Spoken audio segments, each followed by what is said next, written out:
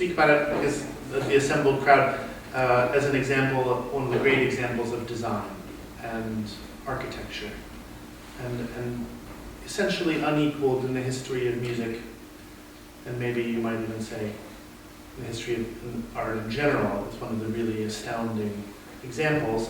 It's a piece of prodigious length, and it's also essentially a fool's errand, because it's a set of variations on a theme in G major, which means that it's an 80-minute piece almost entirely in G major, which is a disaster as an audience retention mechanism. And it's not entirely clear that the piece was ever really meant to be heard by audiences in the way that we think of it now, today.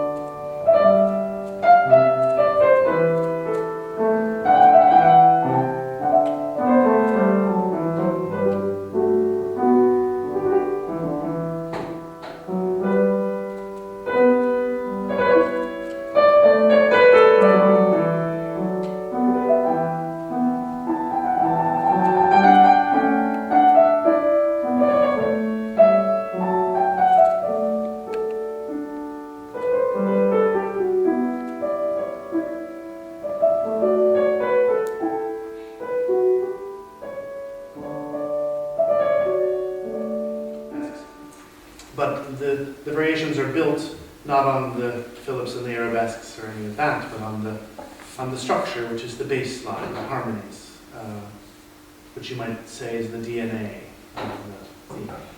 And the bass line goes in 4 parts, each of which has its counterweight.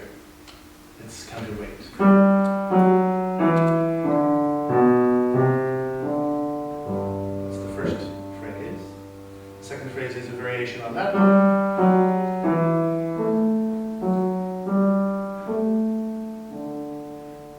The third is a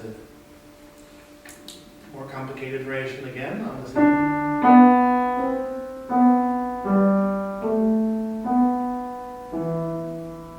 And the last closes the circle.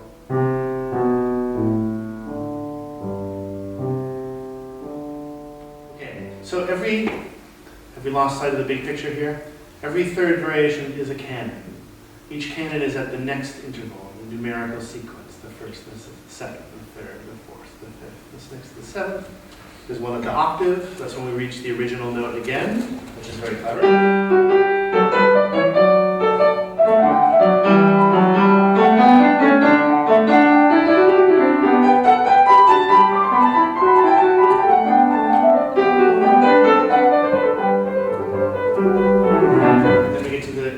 Past the octave, we get to the ninth, which is the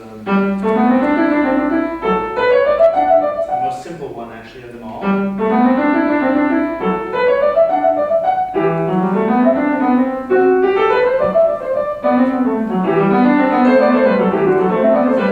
You have the sense that by that time you've forgotten that the theme almost even existed, and you've only been watching the DNA of the theme for all this time, and it's like you suddenly see its face again. You can make the harmonies go by fast or go by slow, basically. It seems like an idiotic thing to say, but variations become a tool for either zooming into time or zeroing out of time. And some of them are very, very, very swift.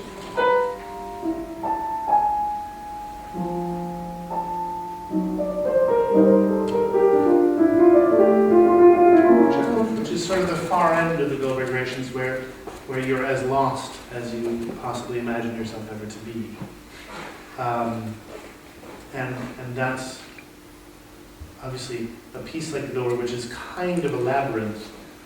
Themes of lostness and foundness are a huge, huge part of it.